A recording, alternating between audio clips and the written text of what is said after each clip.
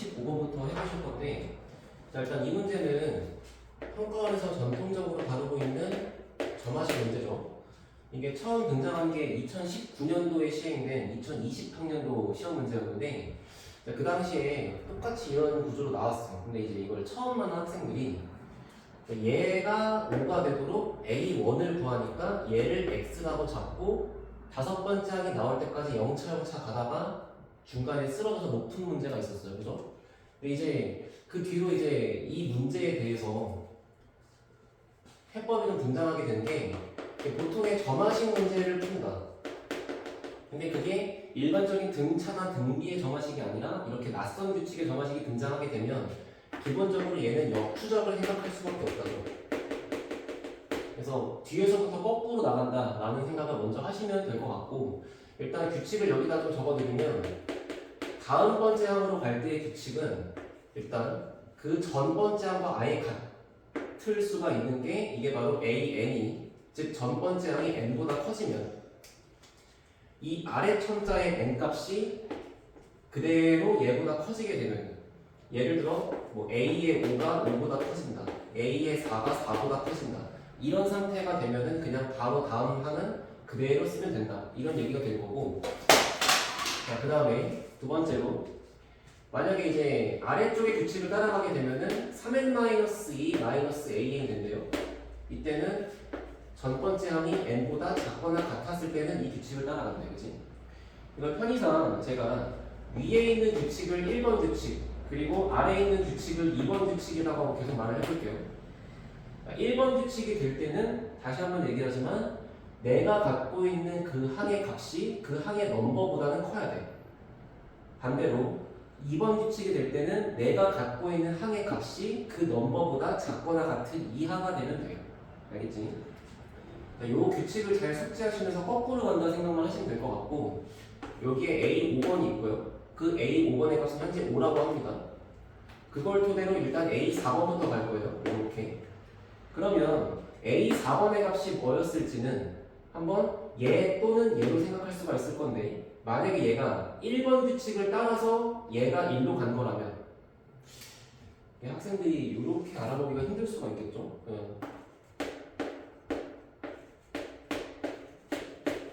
전통적으로 이렇게 있는 걸 하는 걸 많이 하니까 여기다가 5를 쓰고, 자, 얘가 얼마였길래 얘였을까라고 생각을 해볼게요. 자, 그러면 일단 만약에 1번 규칙을 따라온 거였으면 그때는 여기가 5면 됩니다. 그지? 똑같으면 되니까. 그리고 내가 갖고 있는 항의 값이 항의 넘버보다 크다. 1번 규칙 만족하는 거 맞죠? 그죠? 그런데 만약에 아래 값이었다고 생각을 하게 되면 얘를 잠깐 x라고 두고서 구해볼게. 어디다가? 아래식에다가. 그거를 여기다 한번 적어보게 되면 이때는 A5번의 항은 현재 여기다가 4를 넣어줘야 5가 나올 거니까 4가 들어가게 되면서 10-A4번이 되죠. 그러면 이때는 A4번과 A5번의 합이 10이면 되는 거니까 결국 얘네들의 합이 10으로 유지가 되기 위해서 얘가 5일 수밖에 없죠. 자, 그런데 물론 그냥 보면은 얘도 5고 얘도 5니까 된다라고 이해를 하실 수가 있겠지만은 사실상 정확하게 가시기 위해서는 만약에 얘가 5였으면 애초에 얘는 규칙을 2번을 따라가진 않아요. 그러니까 우연히 그냥 5가 나온 것 뿐이지 얘는 안 되는 거야. 이해되지? 자, 그래서 일단은 A5가 5였을 때, 다섯 번째 항이 5였을 때, 네 번째 항은 그 두 가지의 가능성 뭘 따라가도 5가 나오긴 하나, 아래 거가 5였을 때는 어차피 2번이 나오지 않을 것이었기 때문에 얘는 얘가 5가 되고 얘가 5가 된다. 그 규칙은 바로 1번식에 의해서 라고 이해를 하는 게 명확하겠지. 자, 그러면 얘를 토대로 A3로 넘어갈 때도 마찬가지야. 얘가 5가 되면 그냥 얘가 5가 되면 되죠. 같으면 되니까. 그리고 항의 넘버보다 항의 값이 크지. 항의 넘버는 세 번째 항이지만 5가 더 크니까 이때 1번 규칙을 통해서 1로 갔다는 건 맞는 거예요. 얘는 합격이고요. 만약에 아래 얘가 2번 규칙에 의해서 5가 나온 상태가 됐으면 그걸 똑같이 여기다가 써볼게요.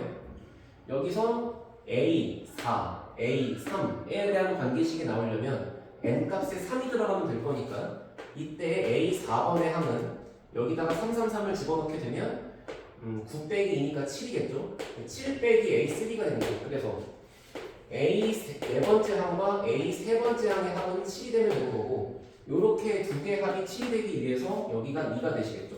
그리고 마찬가지로 항의 값보다 항의 넘버가 더 크기 때문에 2번 규칙을 따라가는 게 얘는 합격이겠죠. 됐죠? 자, 그러면 여기까지 온 상태에서 여기 두 개를 찾는 거, 여기까지 온 상태에서 여기 두 개를 찾는 거 하다 보니까 얘 역시나 1번 규칙, 2번 규칙으로 숫자 두 개 따지셔야 되고, 얘도 두 개 따지셔야 되고요. 그 다음에 운이 없으면 여기서 두 개를 또 따져야 되고, 여기서 두 개를 또 따져야 되고, 총 8개의 숫자가 등장할 수밖에 없다는 걸 알게 될 거야, 그지? 그래서 천천히 해보면 일단은 얘가 5가 됐을 때 여기가 5인 건 이제 너무 쉽죠. 그냥 계속 오면 되는 거예요. 그리고 항의 값이 넘어보다 크니까 할게요. 넘어갈게요. 자, 만약에 아래 거였으면 2번과 3번의 관계를 통해서 구하는 거니까 이번에는 여기에 3번, 여기에 2번이 나오게 n값에 2를 집어넣고 식을 써볼게요. 자, 그러면 A 세 번째 항은 n값에 2가 들어간 거니까 4-A2가 되면서 얘가 A3 플러스 A2가 4가 되시겠죠? 그래서 이렇게 두 개의 항의 합이 2가 되면 4가 되면 되는 거지. 그러면 이때는 얘가 마이너스 1이었으면 충족하실 거고요. 이때 얘는 합격인가 불합격인가를 생각해 보시게 되면 항의 값이 넘버보다 작으니까 2번 규칙을 따라서 요 식에 의해서 얘가 나온 거다. 맞는 말 되겠지, 그치? 자, 그러면 여기 두 개를 똑같이 해보실 건데 만약에 얘가 2예요. 얘가 2인데 그래서 얘랑 같으면 되니까 얘가 2면 되지 않을까? 라고 생각을 하신다면 그건 안 되겠지. 얘가 2야. 그러니까 얘도 2야. 라고 말하려면 그거는 1번 규칙을 따라간 건데 그때는 항의 값이 항의 넘버인 2보다 클 수가 없기 때문에 이렇게 따라가서 1번에 의해서 2가 나오는 건 아니라는 얘기죠. 이해하십니까? 자, 두 번째, 만약에 아래 값에 의해서 즉 2번 규칙에 의해서 2가 나온 거였으면 역시나 요 관계식을 만족하시면 될 거고 따라서 요거 두 개를 합한 게 4가 되면 되니까 여기는 2면 됩니다. 첫 번째 얘기랑 똑같죠. 그냥 우연히 2가 겹친다고 생각하면 돼. 이게 만약에 문제가 조금 더 꼬아갖고 나왔을 거면 얘는 안 되고 얘는 되는 것까지를 생각을 하셔야 될 거고 아무튼간 2는 됩니다. 근데 그 2가 되는 이유가 1번 때문에 되는 게 아니라 2번 때문에 되는 거라는 걸 좀 아시면 될 것 같아. 자, 마지막 얘가 5였을 때 A1이 5인 거 이렇게 넘어갑니다. 당연하죠. 그 다음에 만약에 아래 규칙에 의해서 5가 나온 거였다면 역시나 이번에 n값에 1을 집어넣고 방정식을 써보시게 되면 A2는요 n값에 전부 다 1이 들어가게 된 거니까 이게 1-A1이 되면서 A1 플러스 A2의 값이 그냥 1로 유지가 되면 되죠. 자, 따라서 두 개의 항의 합이 1이면 되는 거니까 여기에 최종값은 마이너스 4라고 구할 수가 있다. 합이 1이 되니까요. 그리고 항의 값이 넘버보다 작으니까 2번 규칙을 따라가서 나온 거다. 말 되죠. 자, 요 마이너스 1을 좀 아래다가 써볼게요. 여기에 마이너스 1이 이렇게 있는데 만약에 얘가 마이너스 1인 이유가 전항과 같아서 나온 거였으면 그거는 말이 안 되지. 왜냐면 얘랑 같다는 규칙은 1번이고 그거는 넘버와 얘의 크기 관계가 맞지 않기 때문에 얘는 불합격이다. 근데 만약에 아래 거에 의해서 나온 거였다면 이때는 두 개를 합한 것이 1로 유지가 되면 되므로 여기가 2가 되는 게 말이 될 수 있겠죠. 2번 규칙에 의해서. 자, 마지막 얘가 2였으면 얘랑 같다라고 말하는 게 말이 됩니다. 그쵸? 그지? 왜? 얘가 2라면 넘버보다 얘가 더 크니까 이걸 이렇게 따라가는 게 맞겠지. 그래서 위에 거는 안 되는 거죠, 사실. 얘가 2였을 때 2번 규칙에 의해서 일로 간다라고 말을 하려면 항의 넘버보다 이 값이 더 작아야 가능한 건데 그게 아니기 때문에 얘는 여기서 안 되는 거지. 자, 미안. 그래서 이렇게 2가 되는 건 여기서 가능한 거고요. 얘랑 같으니까요. 자, 마지막 더 작은 값이 존재했을 때 얘랑 더한 값이 1로 유지가 되려면 그때는 여기가 마이너스 1이면 가능하시겠죠. 그래서 현재 가능한 것은 총 이렇게 5하고 마이너스 4, 2하고 마이너스 1, 총 4개가 존재하실 거고 그 4개를 곱한 값은 40. 정답은 3번입니다. 그래서 일단은 객관식 4점짜리 여기까지 한번 정리를 해보도록 하고, 자, 다음 21번으로 갈게요.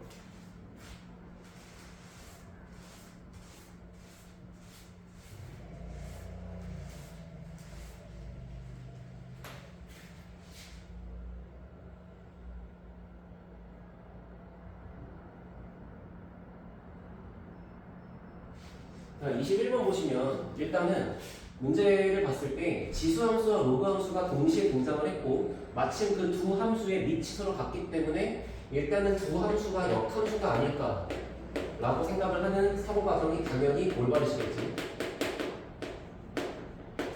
일단 역함수 관계가 있다는 것을 조심을 하실 수밖에 없는데, 이 문제에서 안타까운 건 뭐냐면 이 두 함수가 그냥 다짜고짜 대놓고 역함수는 아니라는 거야. 왜냐면 y는 a의 x 플러스 2, 요 함수의 점근선은 y는 2가 되죠. 그러면 얘를 역함수로 구했을 때 로그 a의 x가 되고 여기에 플러스 2를 쓴다면 얘는 점근선이 y는 2가 되는 게 아니라 이 애초에 점근선이니까 x는 0이 될 거 아니야. 그러니까 얘를 역함수로 뒤집은 게 서로 맞는 말이 되려면 여기에 점근선이 x는 2로 존재해야 될 거니까 그때는 아마 역함수의 식이 이렇게 써있으면 맞겠지. 근데 그게 아니기 때문에 역함수가 아니라는 거예요. 자, 그러면 역함수 관계를 사용하지 못하냐? 근데 그게 아니라는 거야. 봐봐. 요 함수와 요 함수는 분명한 역함수죠. 그죠? 그때 거기다가 똑같이 여기에 이 식을 더했다고 생각해 보시게 되면 일단은 원래 하얀색의 그래프가 서로 역함수인 관계가 있을 건데 그 두 개를 그대로 들어서 이만큼 올라갔다고 생각하면 되는 거니까 원래 전통적인 대칭축은 y는 x가 있었다고 했을 때 얘가 이렇게 있어요. 이 세 개를 그대로 들어서 두 칸 올렸다고 이해를 하는 게 뭐 괜찮지 않을까. 자, 그러면 이렇게 해서 y는 a의 x 플러스 2제곱 그 다음에 이렇게 y는 로그 ax 플러스 2 두 개가 역함수인 건 아니지만 원래 상태에서를 그대로 두 칸 올렸다고 이해를 하시면 이때 가운데 들어있는 다음에 점선은 y는 x 플러스 2가 같이 되겠죠. 현재 이런 상태입니다. 그때 기울기가 마이너스 1인 직선이 등장했기 때문에 이 직선을 여기다가 이 정도로 이렇게 표시를 해보시게 되면 당연하게도 이 점에 대해서 얘네 두 개가 서로 대칭으로 이렇게 길이가 같다는 사실을 어렵지 않게 구할 수가 있을 거고, 그리고 그 두 점의 좌표를 똑같이 여기다가 A랑 B라고 작성을 해주래요. 그리고 나서 문제가 뭐 하라고 했냐면 A하고 B를 지름으로 하는 원을 여기다 그리래.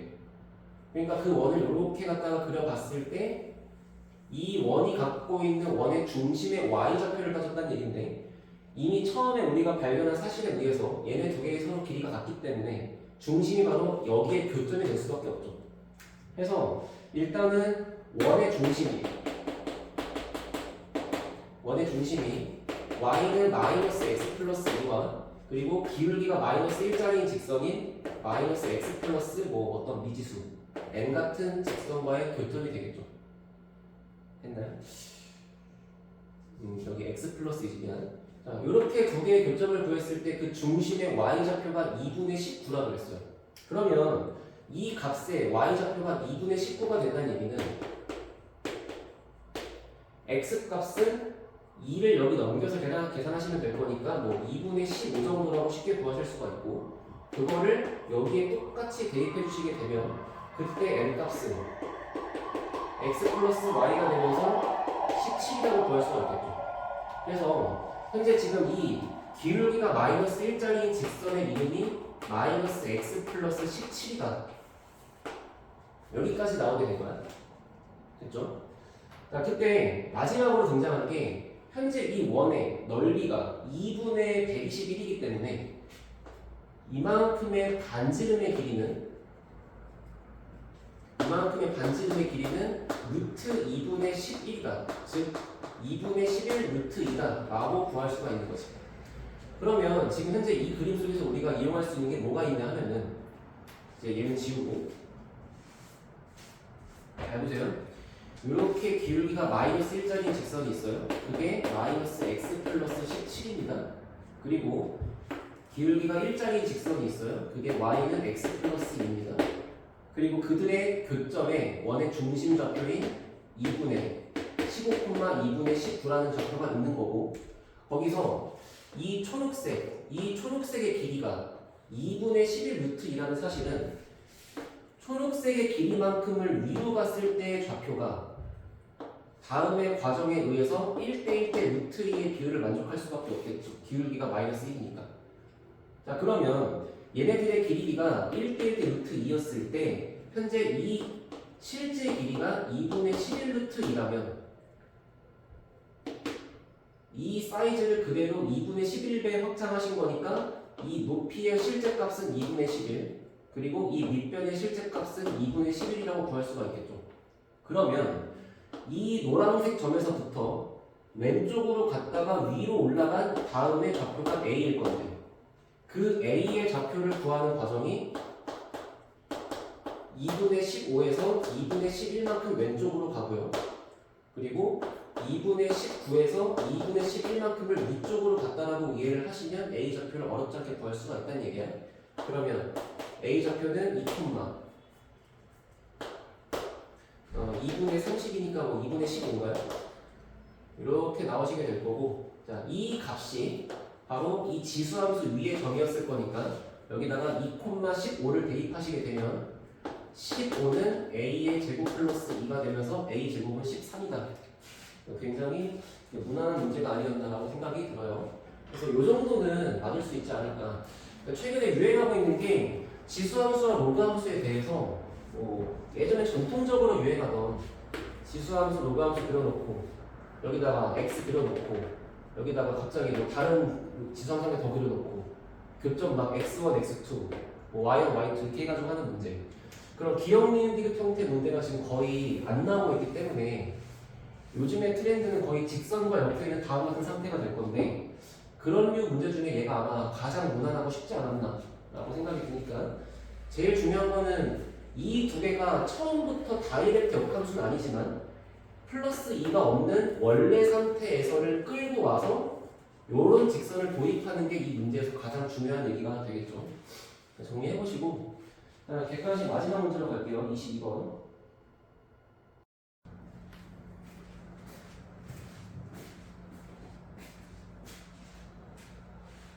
마지막 문제 할게요. 휴대폰 배터리 때문에 이제 자꾸 끊겨서 하게 됐는데, 마지막 문제 보시면 22번. 우선 fx라고 하는 함수는 3차 함수의 절대값을 씌운 형태입니다. 그럼 이제 이 문제를 풀기 위해 필요한 개념 하나가 fx의 그래프를 그린 뒤 만약에 x축과 만나는 위치가 이렇게 세 번이 있다라면 절대값을 씌웠을 때 원래부터 양수였던 다음의 그래프는 그대로 남아있고 이 노란색의 부분의 식은 fx가 되고요. 이거를 접어서 올려가지고 얘 대신에 이만큼이 그려진다. 얘 대신에 이만큼이 그려진다라는 건데, 이때 이 분홍색 부분의 식은 fx의 그래프가 아니라 절대값을 접어서 올린 거니까 이렇게 있겠죠. 그래서 일단 이 정도까지 알면은 이 그래프를 그리는 건 큰 문제가 없지 않을까라고 생각이 들고, 그러면 우선은 fx의 그래프의 개형부터 파악하기 위해서 일단은 얘부터 그려볼게요. 그러면 이 3차 함수의 모양은 전통적으로 그냥 이렇게 극값을 두 개 갖는 형태가 될 것이고, 얘를 미분한 함수의 모양이 두 근을 플러스 마이너스 1로 가지게 되니까 여기가 마이너스 1이고 여기가 1이 되겠죠. 그죠? 그 두 개를 표시해봤더니 여기는 1, 여기다가 1, 1 대입하시게 되면 1,6이 나올 거고요. 그 다음 여기가 마이너스 1, 뭐 10 정도가 나오는 그래프가 되겠지. 그러면 결국에 x축과 만나는 지점은 극소점이 양수기 때문에 훨씬 더 밑에 있을 것이고, 그때의 x축과의 교점을 기준으로 해서 아래쪽에 있는 다음의 그래프를 접어서 올린 이런 그래프의 모양이 fx가 된다 라고 이해하는 게 크게 어렵지 않을 것 같아요. 그래서 이 정도로 받아들였으면 좋겠고, 문제는 이렇게 그려진 다음에 fx가 그래프가 있습니다. 이때 이 fx의 그래프에다가 구간을 t부터 t 플러스 2까지 자, 현재 구간이 지금 닫힌 구간의 형태로 정의가 되어 있고 이 구간의 양 끝값이 전부 다 미지수죠. 하지만 그 둘 사이의 간격은 2로 일정한 거야. 그러니까 이제 팔을 이만큼 두 칸만큼 벌려놓고 그 두 칸만큼을 계속해서 옆으로 움직여 나가게 되면 그때마다 찍히는 그 함수값들의 높이를 보겠다는 얘기인데 그 높이들 중에서 최대값을 GT라고 하겠다는 얘기가 이제 이 문제 속에서 핵심적인 발문이 되는 거야. 그지? 일단 그래프를 조금 더 정밀하게 그려보게 되면 현재 이렇게 여기서 꺾여 있고요. 3차 함수가 이렇게 있다고 할게요. 그러면 여기가 X축이고요. 어쨌거나 우리가 구간을 T부터 T 플러스 2까지로 볼 거기 때문에 얘를 이렇게 두 칸만큼 벌려놓고 계속 이동을 하겠다 이런 얘기인데, 자, 예를 들어서 이 두 개의 미지수가 전부 다 여기에 이 첨점보다 왼쪽에 있는 상황이라고 해보게 되면 여기가 T고 여기가 T 플러스입니다. 그럼 그때는 현재 그래프가 한 요 정도가 남아있지 않을까, 그지? 맞죠? 그러면 여기 남아있는 그래프 중에서 최대값이라고 했으니까 그때의 최대값은 왼쪽 값이 될 것이고 그 왼쪽의 값은 ft가 되겠죠. 그지? 그래서 아마도 이 gt라고 하는 함수의 그 함수 값은 처음에는 ft로 시작을 했을 거야. 이 간격이 두 칸인 상태에서 저 끝에서부터 이렇게 온다고 하더라도 매번 그때마다 ft가 얘보다는 더 위에 있는 게 자명하니까, 그러면 요렇게 두 칸이든 요렇게 두 칸이든 요렇게 두 칸이든 요렇게 두 칸이든 어떻게 두 칸이 되든 무조건 최대값은 ft가 되겠죠. 그죠? 그래서 계속 ft가 될 건데 이 ft의 세상이 곧 끝나. 계속 ft가 최대값인 게 아니야. 자, 예를 들어서 ft가 만약에 얘는 왼쪽에 이렇게 남아있지만 t 플러스 2는 이 첨점을 기준으로 오른쪽에 꺾여 있다고 한번 해볼게요. 오른쪽에 넘어왔다고. 그러면 이때는 그래프가 이렇게 분홍색의 형태로 남게 되면서 최대값은 여기가 되고 여전히 ft가 최대인 거는 맞죠. 근데 뭔가 이제 조만간에 그 변화가 생길 거라는 게 감이 오나? 자, 보시면 요렇게 있고요. 만약에 지금 제가 마지막에 보여드린 상황이 분홍색으로 t가 t 플러스 2보다 살짝 조금 더 위에 있는 상태여서 이 그래프 중에 최대값이 왼쪽에 있다라고 얘기를 한 건데, 만약에 t하고 t 플러스 2가 정확하게 같은 함수값을 갖게 되는 상황이 펼쳐진다면, 그렇다면 최대값은 ft로 봐도 무방하고 ft 플러스 2로 봐도 무방하죠. 함수값은 같으니까요. 근데 거기서 살짝만 오른쪽으로 이동하게 되면은 그때 그래프가 t가 여기에 존재하고 t 플러스 2가 여기쯤 존재한다고 봤을 때 이제부터는 최대값의 역전이 발생하지. 그래서 계속해서 함수의 그 최대값이 ft면 좋겠지만은 얘가 어느 순간 갑자기 ft 플러스 2로 바뀌는 상황이 펼쳐진다는 거예요. 자, 그거를 여기다 한번 정리를 해보면 현재 이 꺾이는 지점이 있어요.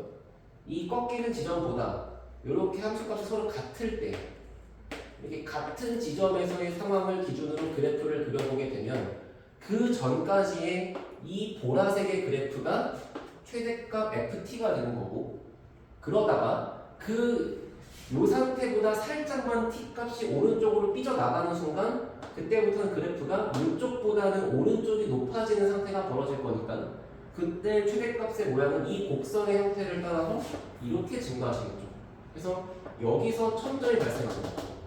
여기가 문제 속의 알파가 될 거예요. 자, 그러면 계속해서 얘기를 진행했을 때 만약에 t가 여기 있고 t 플러스 2가 여기 있다고 하더라도 계속해서 최대값은 ft 플러스 2의 형태로 이 곡선의 모양을 따라갑니다. 그죠? 그런데 계속해서 ft 플러스 2인 게 아니야.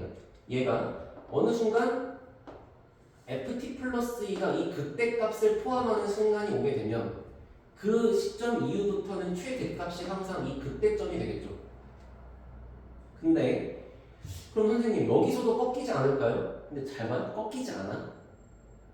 살짝만 오른쪽으로 이동해서 얘가 간격이 이렇게 온다고 하게 되면 분명히 아까까지는 최대값이 여기였는데 그 다음도 최대값이 여기죠. 그러니까 얘가 이 보라색의 그래프의 형태를 따라서 쭉 증가를 하는 모양이 이렇게 나오다가 여기에 미분계수가 0이 되는, 즉 접선의 기울기가 0이 되는 시점까지는 증가를 하다가 그때부터는 최대값이 얘로 계속 찍힌다는 거예요. 여기에 간격이 두 칸이 될 때까지. 그러면 얘가 언제까지 계속해서 최대값이 얘가 될 수는 없겠죠. 여기가 좀 많이 복잡하니까 다시 한번 그려드리면, 자, 내가 구간을 요렇게 잡더라도 얘가 들어있고, 구간을 요렇게 잡더라도 얘가 들어있고, 요렇게 잡더라도 얘가 들어있으니까 그거를 이렇게 상수함수 형태로 표현을 한 거예요. 마지막으로 요렇게 들어있는 상태가 돼버리면 지금 그게 바로 간격이 두 칸인 거죠. 애초에 여기의 값이 x는 마이너스 1이었고요. 여기의 값이 x가 1이었기 때문에 정확하게 두 칸인 상태에서 최대값은 여기로 유지가 된다는 얘기지. 여기서 얘가 조금만 더 오른쪽으로 이동을 하게 되면은 선생님 그러면 최대값이 얘가 아닌 n인데요. 꺾이지 않나요? 근데 봐봐. 애초부터 여기에 이 꺾임이 발생했을 때 이 그래프의 모양을 따라서 얘가 이렇게 증가했다는 사실 때문에 여기서조차도 얘가 이제부터는 최대값이 이 ft로 다시 바뀌긴 할 거지만 여기에 이 곡선의 형태를 따라서 내려올 거니까 여기서 미분이 가능합니다. 여기도 미분계수가 여기도 미분계수가 여기야. 그러니까 즉 여기서는 미분이 불가능한 알파가 확실하게 발생을 하지만 여기서는 베타가 발생하지 않는다는 얘기지. 계속해서 내려간다? 어떻게? 이 모양을 따라서. 그러면 또 언제 발생할 거냐? 바로 왼쪽하고 똑같겠죠. 요렇게 잡아서 여기에 t가 있고 여기에 t 플러스 2가 있는 상태가 되면은 그때는 최대값이 계속해서 ft였다가 어느 순간 이 곡선의 모양으로 갑자기 역전이 딱 발생할 거야. 즉 여기가 베타가 되겠죠. 그래서 이 문제를 좀 많이 접해본 학생들은 자 사실 얘들아 이거 고등학교 1학년 애들도 알고 있는 2차 함수 필러 문제에 많이 등장하는 유형이야. 함수값을 정의를 할 건데 그 함수값을 최대 또는 최소로 정의를 하고 구간 또한 미지수로 주는데 구간의 간격이 일정한 경우 이거 고1 자기소개하면 되게 많거든요. 그러니까 사실은 교육청이든 평가원이든 이 주제를 좀 많이 냈었어. 근데 이제 이게 낯설면 요 당시에 좀 심한 문제를 많이 안 접해봤거나 뭐 아직 고3 필러 문제를 많이 안 접해본 거지. 사실 제가 지금 이 문제를 이렇게 설명 오래 하는 것도 좀 이상한 일이야. 어떻게 보면. 그냥 보자마자 바로 나오는 게 사실 맞지 않을까 생각이 들고 어쨌건 지금 이 그래프는 애초부터 있었던 이 함수 fx의 그래프에서 극소점이 발생하는 상태의 근처에서 미분계수가 존재하지 않는 첨점이 발생합니다. 최대값이 존재하는 즉 극대값이 존재할 때에는 그렇지 않다라는 거야. 여기까지가 이제 이 문제의 요약이 될 거고 자 그러면 결국에 선생님 그럼 제가 여기서 알파랑 베타를 어떻게 찾습니까가 이제 이 문제 속의 요지가 되겠죠.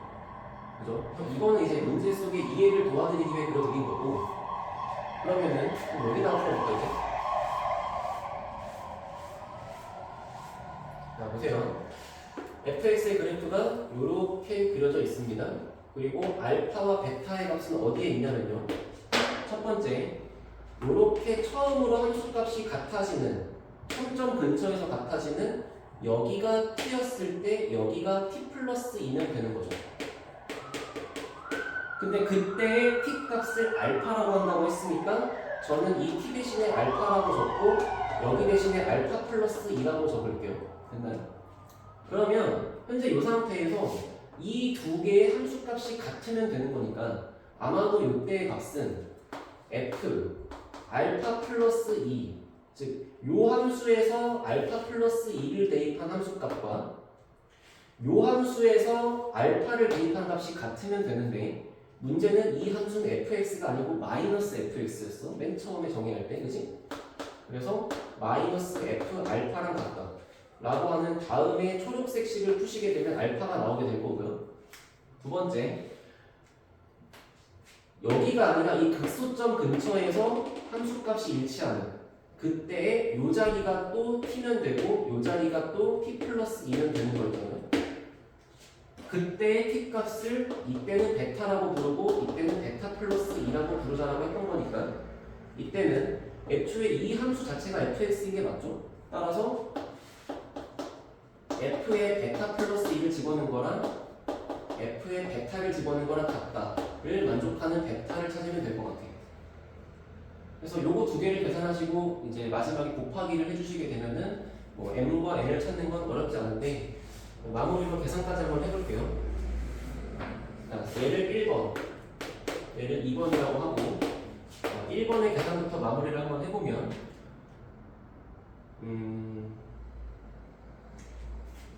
여기서 이제 약간 함수식에 좀 혼동이 있을 것 같은데 fx는 애초에 이 절대값이겠죠, 그죠?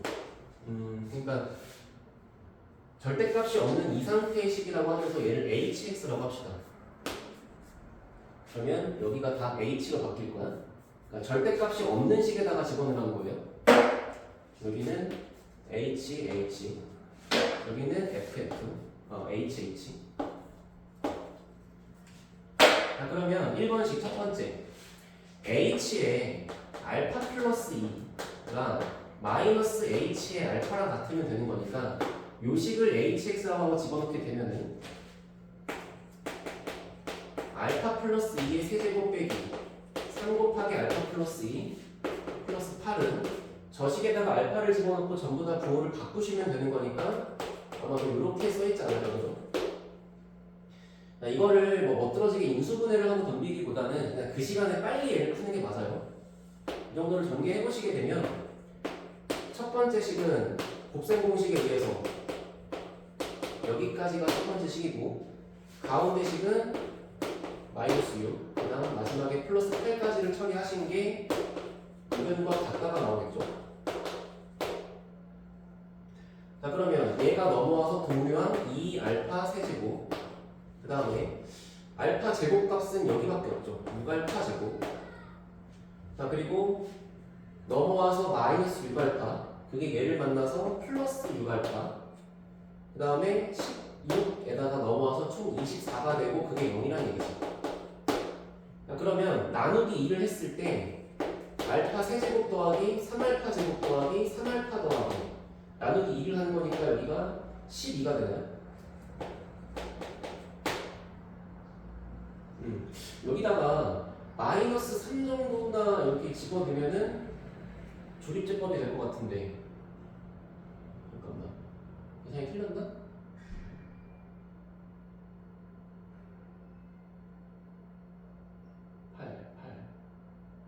여기 6을 계산 안 했군요, 그죠? 미안합니다. 다시 여기에 16, 여기에 6을 빼시면 10 되겠죠? 그 다음에 8이 넘으면 더하기 18 됩니다. 그리고 나누기 2를 해주면 알파 세제곱 더하기 3알파 제곱 더하기 3알파 더하기 9. 이게 조립제법이 되지. 그래서 1 넣고 3 넣고 3 넣고 9 넣고 마이너스 3을 처리해 보시게 되면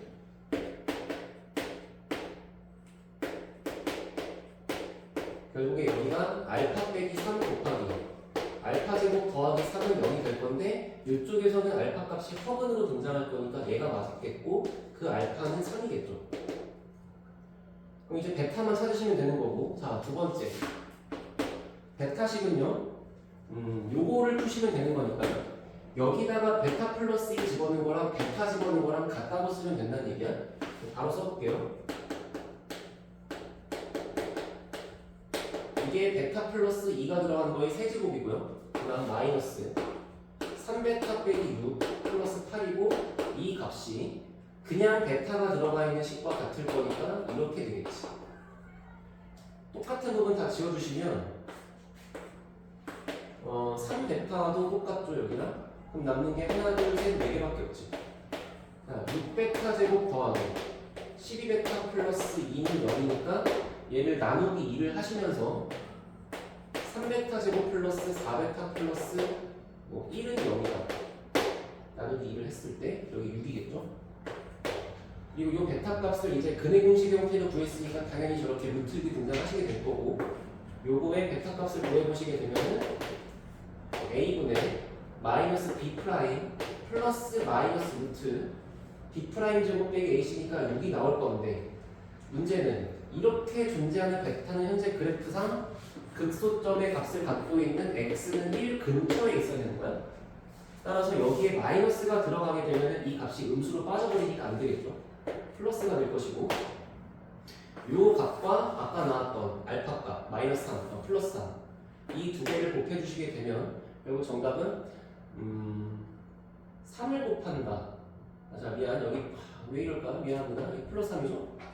얘가 들어간 거니까 알파는 마삼이지. 자, 따라서 마이너스 3과 얘를 곱하게 될 거니까 그때 정답은 1 마이너스 루트 1 빼기 마이너스 3. 아이고 다 와서 뭐 하는 거야 이게 지금?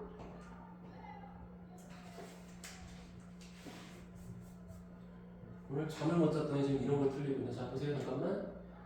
여기가 알파가 마이너스 3이 맞죠? 그리고 여기서 근의 공식을 쓰게 되면은 a분의 마이너스 b 프라임 플러스 마이너스 루트 b제곱 빼기 4이신가 이거고 여기다가 마이너스 3을 곱해주게 되면은 얘가 날아가면서 여기 부호가 뒤바뀔 거니까 3 빼기 루트 6 맞게 푼 거죠? 다 해놓고 그럼 이때 m 값이 3이고 n 값이 마이너스 2겠지. 그래서 두 개를 더하니까 2다. 이렇게 나오는 문제인데 사실은 뭐 문제 유형이 좀 학습이 덜 된 사람들은 여기를 의심하실 수가 있을 것 같은데 애초에 최대값을 물어볼 때는 여기서 최대를 한번 가진 이후부터 뚝 떨어질 때는 여기의 모양이 상수함수로 존재하니까 이렇게 꺾인 이후에 이 모양이 쭉 일정하게 가다가 뚝 떨어지는 여기 두 개는 미분이 가능하다.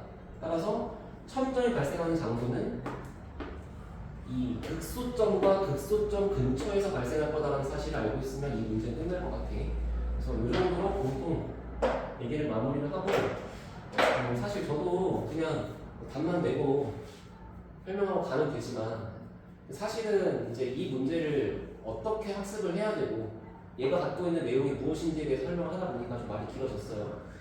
저처럼 계산 이상하게 하지 마시고 자, 확통이랑 미적분에 대해서 말씀을 드릴 테니까 일단 공통은 이 정도에서 마무리를 하는 걸로 합시다.